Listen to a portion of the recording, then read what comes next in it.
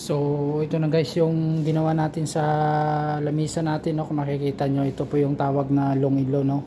So upside down yung bulaklak nya, ay kung makikita nyo sa taas at sa baba, yun po. Ito po yung mga bagay na combination, kasi yung background nyo white, kailangan na white and green, tsaka combination ng purple, no, tsaka ito, tsaka white hydrangea, white roses, purple na hydrangea, at saka yung mga dahon, no. So yan po siya. So makikita nyo mga guys, so napakasimple lang ng arrangement na yan, no. So pang engagement, pang bahay, pang kasal, pwede rin guys. So what's up, so kung makikita nyo mga guys, no, so ito po yung arrangement natin sa taas, yung ginawa natin, no, kung makikita nyo.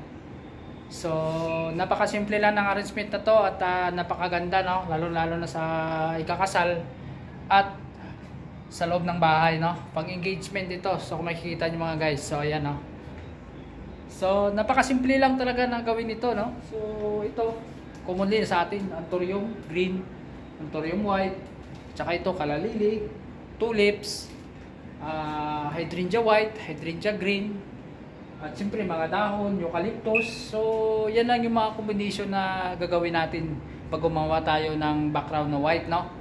Kasi pag i-all white natin, i-all white natin tong ano natin, yung color natin ay hindi na siya makikita. So pag mga ganitong background, usually kailangan yung bulaklak mo is green and white, no. So ito pa, may gagawin pa tayo, no. So dito na natin ito gagawin sa baba. Ito na yung last, no, sa dito na side sa misa. So dito pa gagawin natin ito mamaya, lagyan natin ng bulaklak din. O depende na mamaya kung anong gagawin natin dyan, no. So dito na tayo guys. So gawin na natin. Let's go.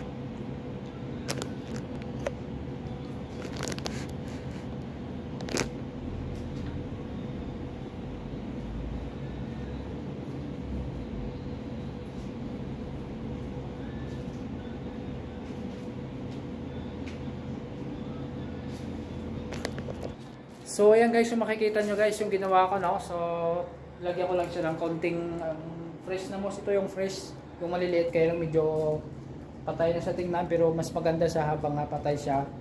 At gumaganda yung moss na ito, no. So ito po yung artificial na moss. So green siya, no. Ito po yung original. So bali ito na po yung kalalabasan niya, no. Makikita nyo. So let's go, tapusin na natin mga lods.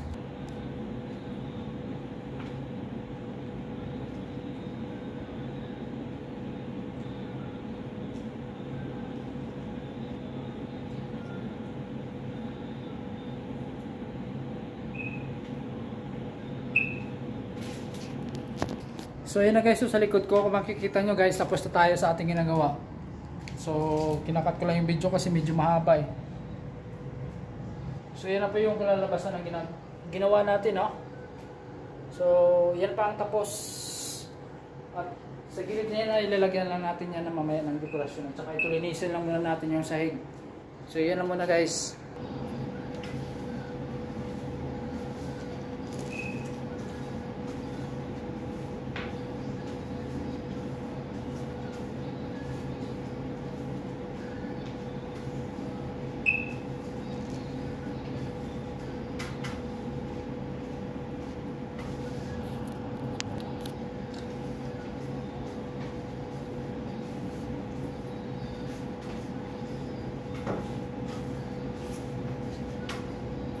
Guys, no, tapos na tayo magawa sa ating mga gawain doon sa shop at umuwi lang ako saglit sa kwarto ko at nagprepare lang ako ng kakainin ko na tanghalian. So habang naggumagawa ako kanina, nagsasayang ako at nagluluto ako ng ulam at saka wala tayong masyadong ulam ngayon kasi taghirap, kaya ito yung uulamin natin.